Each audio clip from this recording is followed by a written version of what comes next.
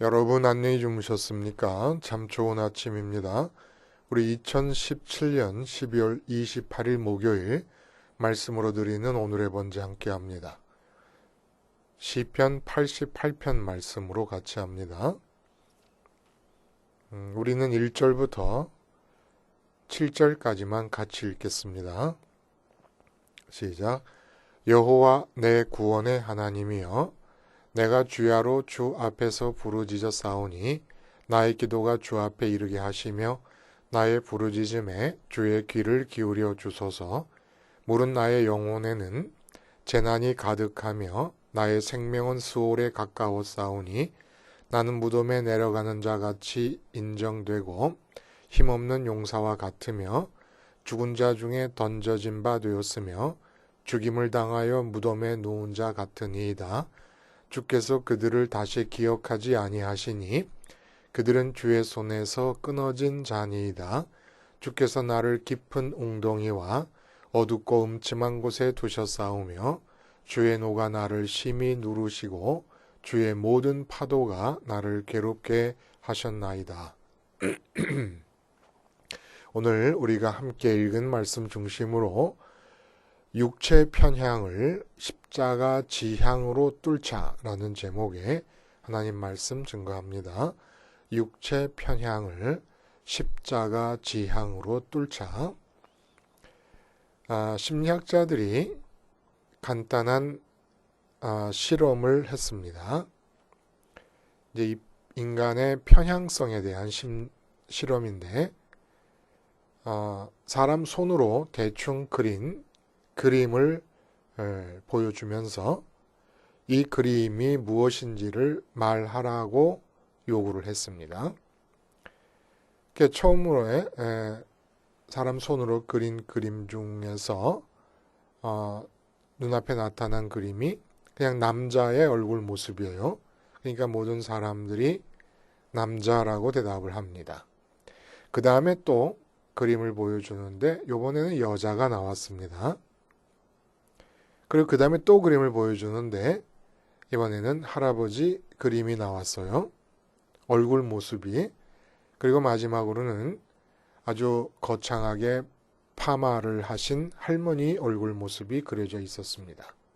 그리고 맨 마지막에는 안경 쓴 대머리 아저씨가 매부리 코를 하고 있는 안경 쓴 대머리 아저씨 그림이 나왔어요. 다 그렇게 얘기를 했습니다. 안경 쓴 대머리 아저씨라고. 그 다음에 역시 손으로 대충 그린 그림을 또 보여줍니다. 처음에 닭이 그려져 있어요. 그러니까 다 닭이다고 대답을 해요. 그 다음에 토끼, 그 다음에 개, 그리고 고양이. 그림을 보여줄 때마다 다 대답을 잘 하셨죠. 그리고 마지막에 쥐 그림이 나왔습니다. 그러니까 다들 쥐라 그랬어요. 근데 그 다음번에 맨 마지막으로 말한 그 매부리 코에 안경 쓴 대머리 아저씨와 맨 마지막으로 말한 쥐 그림을 나란히 갖다 놓습니다. 근데 이 두 그림이 똑같은 거예요. 대머리 아저씨의 안경 두 렌즈가 쥐 그림에서는 귀로 보이고 그 대머리 아저씨의 매부리 코가 쥐 그림에서는 쥐의 입이 됩니다. 그리고 대머리 아저씨의 입부분, 턱과 입부분이 쥐 그림에서 앞발 모양이 됩니다. 그리고 쥐의 몸뚱아리가 대머리 아저씨의 이 얼굴 전체가 되는 것을 보면서 사람들이 깜짝 놀랐지요. 분명히 안경 쓴 대머리 아저씨라고 확신했습니다. 그리고 분명히 쥐라고 확신했습니다. 근데 대머리 아저씨도 될 수 있고 쥐도 될 수 있음에 놀랐다는 거예요. 그래서 사람은 이처럼 무엇인가 분명하게 각인이 되고 나면 그 외의 가능성에 대해서는 생각하려고 하질 않습니다. 그 각인이 정확하지 않을지 어떨지 상관을 안 한다는 거예요. 그래서 사람은 믿고 싶은 대로 믿고 보고 싶은 대로 본다라고 하는 그런 말이 생겼는데, 이런 성향을 확증 편향이라고 합니다. 자기가 이미 갖고 있는 선입관이 있을 때 그 선입관을 뒷받침해주는 근거로서 필요한 것들만 받아들인다는 거예요. 그러니까 보고 싶은 것 듣고 싶은 것 보는데, 한 가지 예를 더 들면 전 세계적으로 같은 통계가 발견된다는 거예요. 면접을 하잖아요. 근데 오전 면접에서 합격자가 오후 면접 때보다 훨씬 더 많이 나온다는 겁니다. 왜 그러냐? 여러분 짐작하실 수 있죠, 벌써. 면접관들이 면접 지원자들에게서 가능한 장점을 찾아내려 하지 않습니까? 그러다 보면 오전 면접이 끝날 때쯤이면 면접관들의 머리에 오전 면접 지원자들의 장점들이 각인이 된다는 겁니다.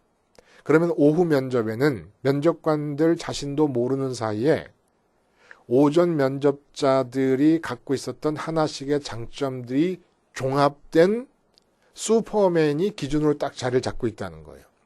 그래서 그 슈퍼맨을 기준으로 해서 면접을 보기 때문에 오후 면접자들이 훨씬 더 불리한 입장에서 면접을 보게 된다는 그런 얘기죠. 여러분, 지금 내가 처한 상황이 어때요? 돈이 없어 죽겠습니까? 돈이 없다는 그 사실을 죽겠다고 느끼는 이 점에서 편향이 작용한다는 거예요. 돈이 많다고 안정감을 느끼잖아요. 돈이 많다는 객관적인 사실을 내가 받아들이는, 안정감 있는 상황이라고 받아들이는 그것에 편향이 작용한다는 겁니다. 돈이 많음이 사실은 쥐예요, 쥐. 근데 그걸 대머리 아저씨로 보고 있는 겁니다. 전혀 무해한 것으로 보고 있는 거예요.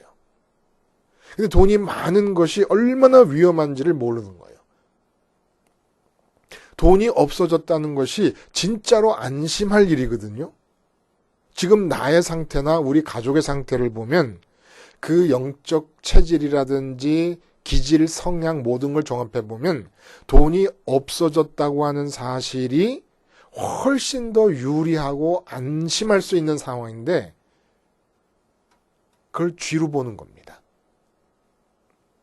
이렇게 사는 것이 태어나서 내가 의식을 갖고 나서부터 지금까지, 아니 죽을 때까지 반복된다면 우리는 한 번도 진짜 웃어야 될 일에 웃어본 적도 없이, 진짜 슬퍼해야 될 일을 슬퍼하지도 못한 채 나 스스로에게 속으면서 평생을 마치고 만다는 거예요. 그래서 이 편향이라고 하는 문제가 아주 심각한 문제. 단지 편향은 우리가 뭐 역사 편향, 뭐 교과서 편향, 우편향, 좌편향 이런 얘기들을 요즘 많이 하지 않습니까? 근데 이게 단순히 선입견이나 편견을 넘어서서 내가 살고 있는 현실 자체, 내 삶의 상황 자체를 왜곡함으로써 진짜 삶을 거둬보려고 가짜 삶만 살게 만든다는 거예요. 편향이라는 게 이렇게 무섭다는 겁니다. 그래서 이남석이라고 하는 심리학자이자 작가인 분이 책을 하나 쓰셨어요. 편향, 나도 모르게 빠지는 생각의 함정. 근데 거기에 보면은 101가지의 편향의 종류를 열거하고 있습니다. 우리 삶에서 우리가 흔히 접할 수 있는 그런 편향들. 예를 들어 식당에 갔는데 전체 밥 먹기 에피타이저라 그러나요? 그 에피타이저의 값이 무시 비싸요. 그러면 그 다음에 메인 메뉴의 값이 아무리 비싸도 비싼 줄을 모른다든지, 아니면 국가적으로도 완전히 사장되고 버렸던 정책이 어떤 분위기에서는 갑자기 국가의 흥망을, 존망을 결정지을 만큼 중요한 정책으로 부상된다든지, 아니면 회사에서 똑같은 미스김을 계속 보는데 처음에는 전혀 안 이쁘다가 자꾸 보니까 좀 이쁜 구석도 있는 것처럼 보인다든지, 이런 게 다 편향이라는 거예요. 101가지만 있겠습니까?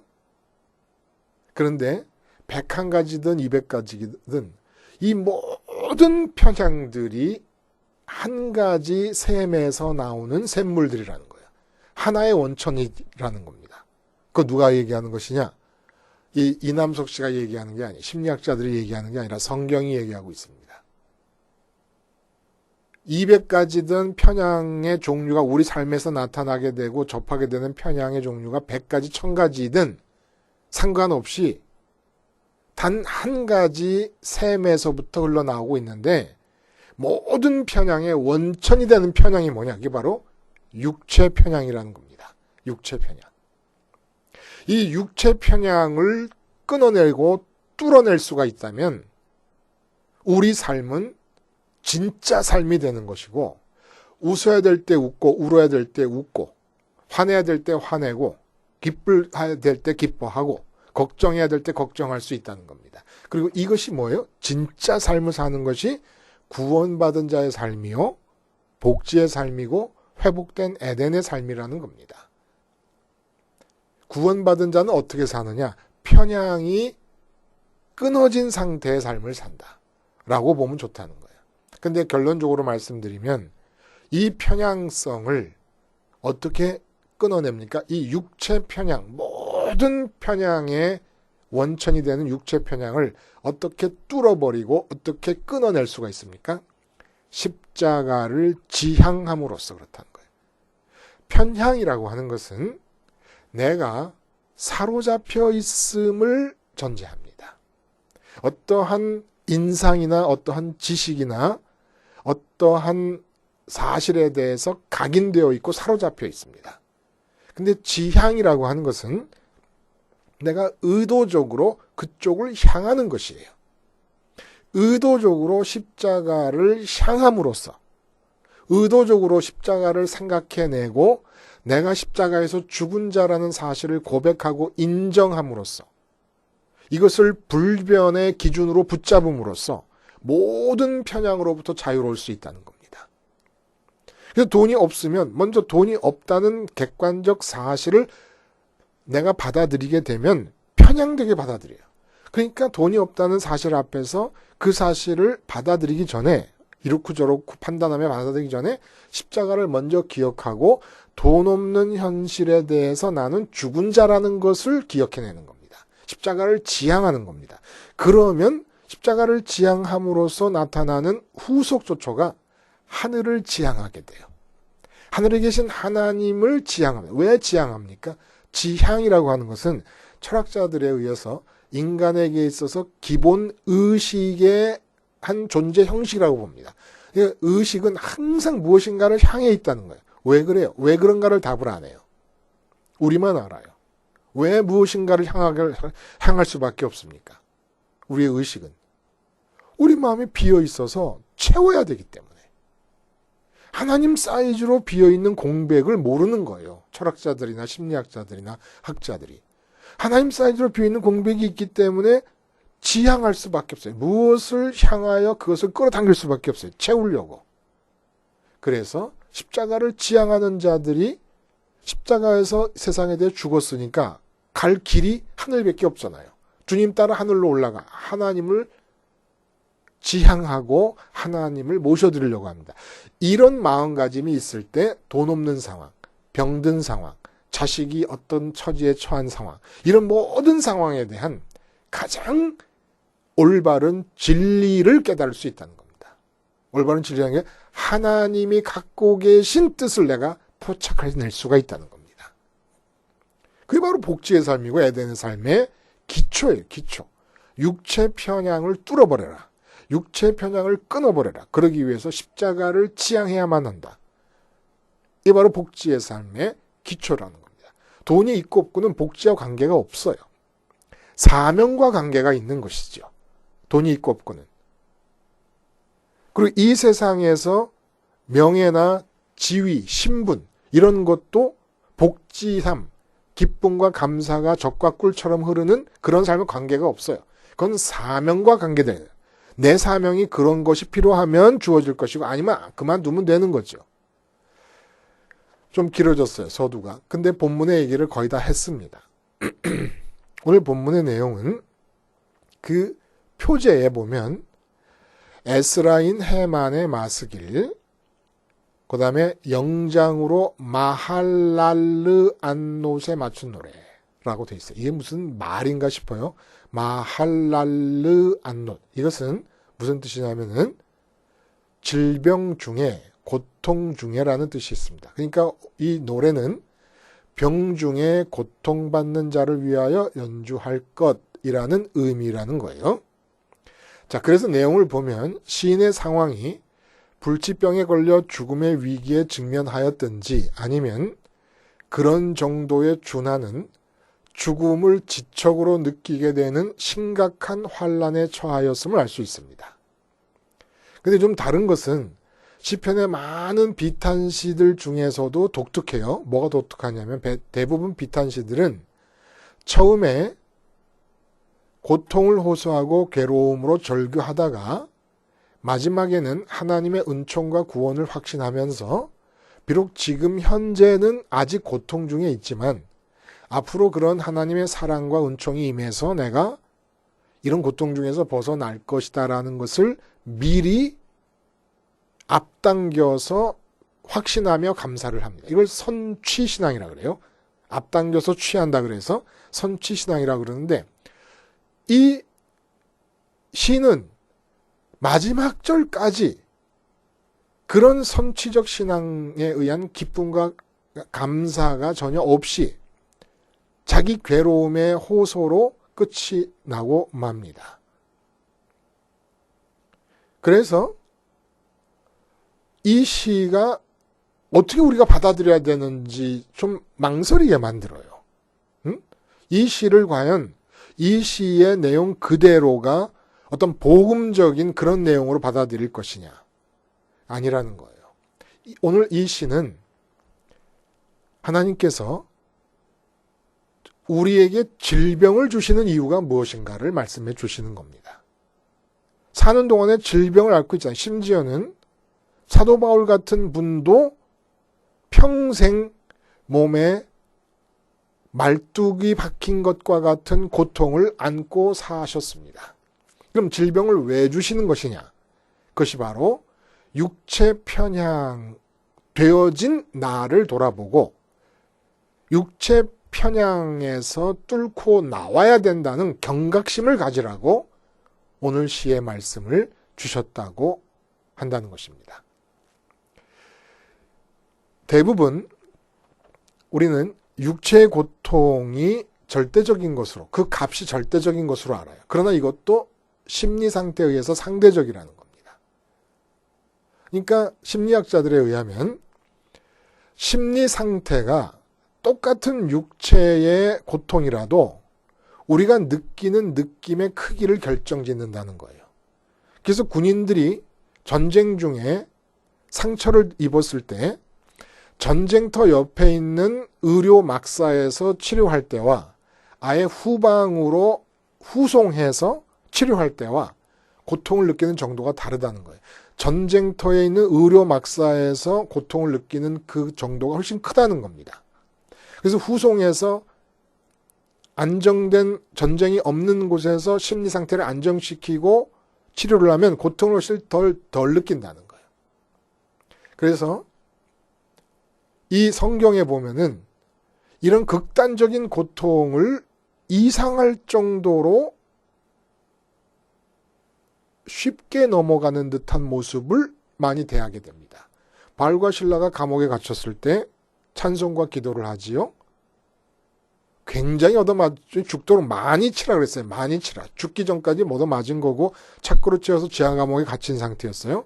스테반이 돌로 맞아 죽으시면서 자기를 돌로 치는 자들을 향하여 용서의 기도를 하나님께 드립니다. 그리고 예수님께서 풍랑만난 뱃속에서 주무십니다. 이런 극단적인 환난과 고통의 상황이 왜 이렇게 우스운 듯이 넘어가는 일들이 벌어지겠는가라는 것이에요. 이게 바로 복음을 통하여 육체 편향이 끊어진 상태이기 때문에 가능하다는 겁니다. 본시에서 우리가 눈여겨봐야 될 주안점은 1절과 9절과 13절에 반복되는 기도. 지금 이분이 엄청난 간절함을 가지고 하나님께 기도드리고 있다는 거예요. 그것이 질병인지 불치병인지 아니면 뭐 어떤 다른 종류의 고통인지 모르겠지만은 그 고통이 없어지도록 기도드리고 있다는 겁니다. 그런데 시 전편을 통해 느껴지는 것은 하나님에 대한 원망이 스물스물 피어오르는 느낌을 받을 정도로 이분의 호소와 절규 속에 하나님에 대한 그 원망이 들어있을 만큼 그렇게 하나님께서는 응답하고 계시지 않는다는 것을 알 수가 있습니다. 너무너무 지독할 정도로 간절한 기도. 병을 낫게 해주세요. 고통을 없애주세요. 삶의 어려움을 극복하게, 삶의 어려움이 사라지게 해주세요. 근데 정말로 너무너무 지독할 정도로 하나님이 응답을 안 해주시고 있는 상황이라는 것을 우리가 알 수 있다는 겁니다. 왜 그럴까요? 우선 이 시 전체를 통해서 분위기를 지배하고 있는 감정은 두려움의 두려움. 이 두려움을 느낌에 있어서 벌써 육체 편향이 나타난다는 겁니다. 101가지의 편향의 종류가 육체 편향으로부터 비롯된다라고 한 것과 마찬가지로 인간이 느낄 수 있는 모든 두려움, 갖가지 두려움이 있지 않습니까? 모든 두려움의 근원은 무엇일까요, 여러분? 사람들은 육체의 죽음의 이유가 있다고 봐요. 육체의 죽음이 죽을 수도 있을 것이라고 느끼는 것에서 두려움의 원천이 생긴다고 봅니다. 근데 아니라는 거예요. 이게 육체 편향된 두려움을 느끼는 방식이라는 겁니다. 두려움은 하나님 사이즈로 인간의 마음이 비어있는 채로 만들어졌습니다. 이 비어있는 상태인데 채울 것이 없다고 느낄 때 두려움이 발생하고 이 마음에 비어있음에서 두려움이 발생하는 것을 왜 우리는 육체의 죽음이 두렵다고 느끼느냐? 그게 육체에 편향되어 있기 때문에 육체로 내 마음이 각인되어 있기 때문에 육체의 마음이 붙잡혀 있기 때문에 마음이 비어있는 것에서 나오는 두려움을 육체가 죽는 것이 두렵다고 느끼는 거라는 겁니다. 사실은 마음이 채워질 수만 있으면 육체는 없어도 상관이 없어요. 육체가 죽어도 네 마음은 하늘에 올라가서 완전히 채워져서 변화산에서 베드로가 느끼던 그런 느낌, 그런 기쁨을 느낄 수 있을 것이다 라고 한다 그러면 두려워할 필요가 전혀 없는 겁니다. 오히려 사도 바울처럼 빨리 육체의 장막을 벗고 올라가서 주님과 함께 거하고 싶다라는 소원이 나오는 게 당연한 거예요. 근데 마음이 비어있는 상태로부터 발생하는 두려움을 육체의 두려움으로 오해하는 것은 육체 편향적이기 때문에 그렇고 이런 육체 편향에 의해서 근원적인 두려움에 대한 오해가 삶 전체를 지배하는 겁니다. 이제부터. 사실은 내 마음이 하나님으로만 만족될 수 있다는 사실을 분명히 깨닫고 있으면 사업이 망해서 길거리에 나앉게 된다는 사실은 두려움의 대상이 아니에요. 하나님이 주님도 머리 둘 것 없이 하시더니 나에게도 머리 둘 것 없이 하시는 이유가 무엇이냐? 혹시 주님께서 하신 것과 같은 무슨 그런 전도 사역이라도 하게 하시려고 하는 것인가라는 궁금증이 나와야 되는 것이지 논리적으로 말한다면 길거리에 나앉는다는 사실 자체가 두려워해야 될 일이 아니라는 거예요. 근데 그게 왜 두렵냐? 육체 편향적이기 때문에. 왜 우리가 오전 면접 지원자들보다 오후 면접 지원자들이 불리하게 됩니까? 면접관들이 육체 편향적으로 살고 있기 때문입니다. 귀에 보이고 눈에 들리고 그리고 육체를 통해서만 내 빈 마음이 채워지고 기쁨과 만족을 얻을 수 있다고 믿기 때문에 육체와 연관된 가치, 육체가 있어야만 얻을 수 있는 그러한 가치들이 좋은 것이라고 여기고 있으면서 오후 면접 지원자들에게 불리한 기준을 제시하게 된다는 거예요. 결국은 근원적으로 보면은 두렵습니다. 근데 육체를 붙잡았어요. 육체를 통해서 육체가 만나는 것들로 내 마음을 채울 수 있다고 믿는 겁니다. 그러니까 육체가 없어지면 마음 채울 길이 없어서 두려운 거예요. 근데 마음 채움에서 나타나는 두려움을 왜 육체와 갖다 붙이느냐 말입니다. 원래 마음 채움은 육체와는 상관이 없는 거예요. 내가 만족하고 내가 기쁘고 내가 행복한 것은 육체와는 상관이 없는 일이었어요. 근데 원죄후 타락 이후에 내 마음이 만족하고 기쁘고 보람을 느끼며 행복해지는 것이 육체를 통해서 육체가 만나는 것들 중에 어떤 것들을 받아들임으로써 이루어진다고 믿은 거예요. 이게 육체 편향적의 근원이라는 겁니다. 근원적인 편향성이죠. 그리고 이게 원죄고 육체 편향이 곧 원죄예요. 그래서 하나님이 질병을 주시는 이유는 너희가 육체의 마음을 붙여놓고 육체 편향적이 되어서 육체가 만나는 것들 중에 어느 것들로 마음을 채우면 기쁘고 행복할 거라고 믿고 마치 그것이 그 기쁨과 행복이 영원할 것처럼 생각해갖고 평생 그것을 위해 애를 쓰는데 내가 네 몸을 아프게 하겠다. 아프게 하는 이유는 뭐냐? 마음이 육체의 편향성을 중단하라는 겁니다. 마음이 육체를 의지하지 말라는 거예요. 육체에 매여 있지 말라는 거예요. 네 마음의 진정한 기쁨과 행복은 육체와 아무 상관이 없다는 겁니다. 그걸 말씀해 주시기 위해서 온 세상 75억 인구에게 질병이 있는 거예요. 그리고 늙으면서 여기저기가 아프고 쑤시고 하는 것이 다 육체 편향성을 중단시키기 위해서. 이렇게 나이가 들어가는데 아직도 네가 육체 편향성을 극복하지 못하고 있느냐. 그래서 질병을 주시는 거예요. 그럼 질병이 나면 우리 어떻게 해야 돼요? 어떻게 육체 편향성을 극복할 수가 있습니까? 우리 마음은 심리학자들이 말하는 것 중에 그 플롭 블라인딩이라는 말이 있습니다. 그걸 제가 플립인지 플롭인지 잘 모르겠는데 지금 어쨌든 그게 뭘 말하냐? 한 가지를 주위에서 보고 있는 동안엔 딴 걸 못 본다는 거예요. 그러니까 육체 편향성을 극복하기 위해서는 딴 거 볼 게 있어야 돼요. 볼 게. 왜냐면 마음이 육체에 붙들려 있고 육체를 통해 만나는 것들만 주시하고 있으니까.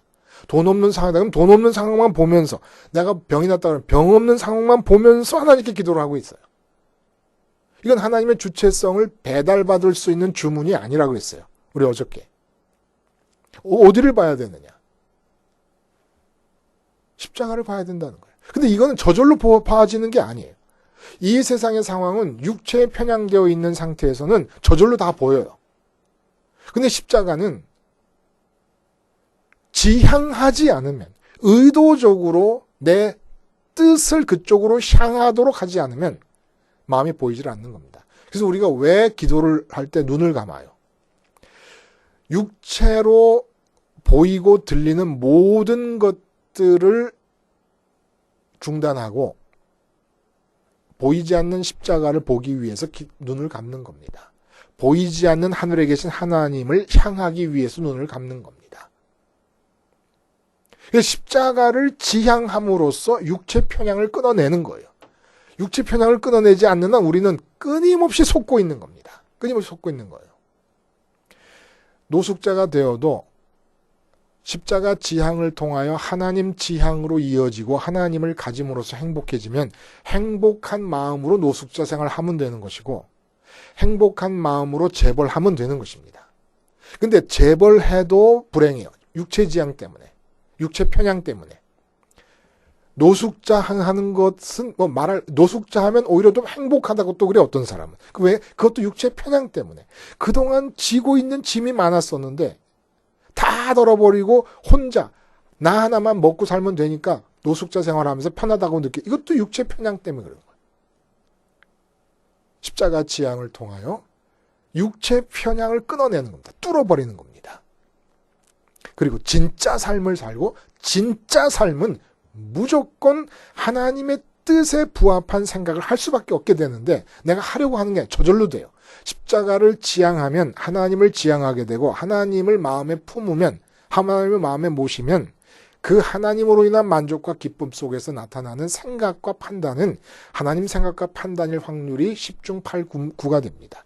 하나님으로 인해 기쁠 때 세상 일에 대한 판단은 하나님의 판단이다. 10중 8구는 절대시 할 수는 없지만은 항상 오류가 있으니까 이렇게 해서 상황이 바뀔 수 있어야 복지가 되고 에덴이 되는 겁니다.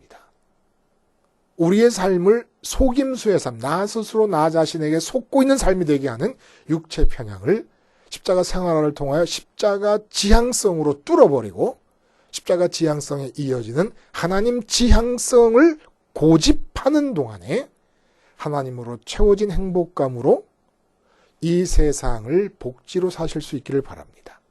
기도하시겠습니다. 하나님 아버지,